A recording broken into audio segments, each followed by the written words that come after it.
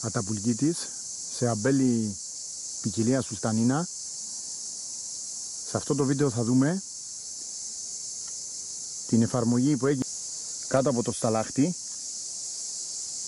τη μεσαία κοκομετρία και μετά ο παραγωγός, ο οποίος λέγεται Κώστας Πεζουβανάκης, το πέρασε με σκαπτικό μηχάνημα και έκανε τη σωμάτωση. Το συγκεκριμένο σημείο του αμπελιού είχε μεγάλο πρόβλημα στο νερό και γι' αυτό έγινε μόνο σε αυτό το κομμάτι, περίπου μισό στρέμμα. Η δοσολογία που βάλαμε είναι γύρω στα 80 κιλά στο μισό στρέμμα και από ό,τι μας είπε ο παραγωγός, κάθε χρόνο το αμπέλι αδυνατούσε να θρέψει τα σταφύλια. Φέτος, από ό,τι μας είπε ο παραγωγός, είναι η πρώτη χρονιά που πήρε συγκομιδή από αυτό το σημείο του αμπελιού.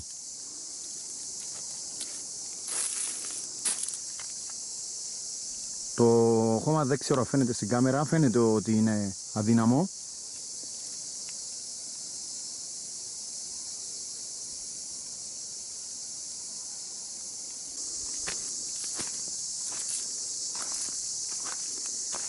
Εδώ μπορούμε να δούμε και το χώμα. Έχει αρκετό χαλίκι μέσα, αλλά είναι πολύ αδύναμο για να κρατήσει το νερό.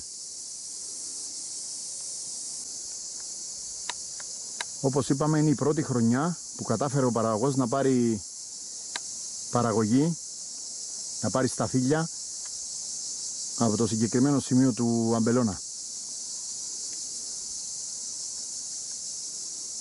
Μισό στρέμμα, 80 κιλά ταπουλγίτης, η μεσαία κοκομετρία. Ευχαριστούμε τον Κώστα Πεζουβανάκη για τη βοήθεια.